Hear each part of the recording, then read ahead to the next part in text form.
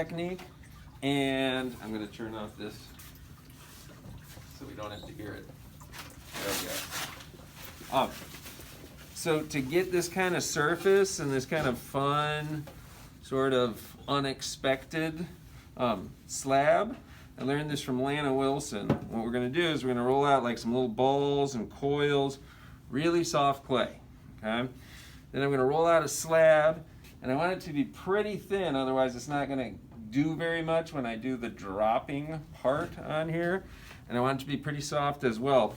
And then before I do the next step, I definitely want to compress this slab with a metal rib or my credit card on both sides, because the way we make that surface is going to stretch the clay.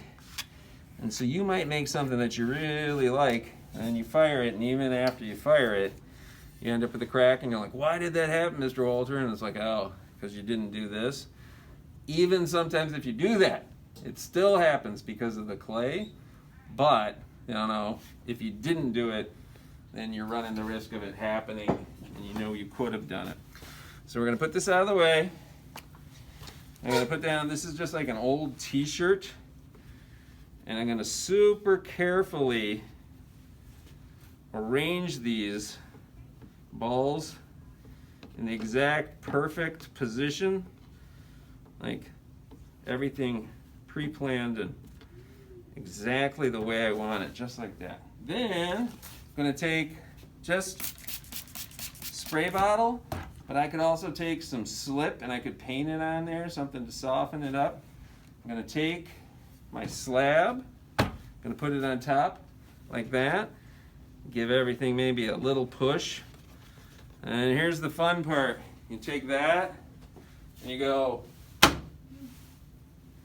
it starts to pop out on you. Okay? So you start to see that? And you can kind of like throw it to the side, or you can really go at it a couple of times, you know, like until you get something kind of cool starting to develop.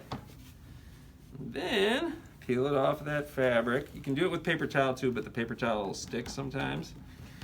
Got a few wrinkles in there, I like that. Now what I want to do is I want to decide top, bottom, bottom, top.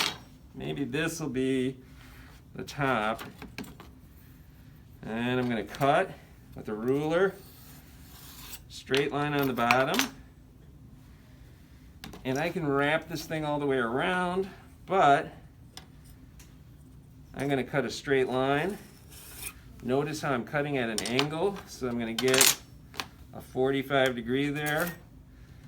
You know what, I'm going to cut this side too this time. Another 45 degree angle. And you can get like a tube and wrap it around something, but you'd want to put like a paper towel on there. You might want to dry this a little bit before you try to stand it up, but for the sake of this demonstration, I would stand this up and then start slipping and scoring that together. I can take my ruler, put it on the inside to like get some pressure on there. Then I got to decide, do I want to hide my seam? Do I want to leave it? Do I want a little spout on the front and a curly handle? Do I want a larger handle and like a different texture? So here's that thinking part, like, okay, do I want it to, the spout to come out from the bottom or the top? How big? So you got to kind of like look at it now. So you know that something cool is going to happen, you just don't know what it's going to look like until after.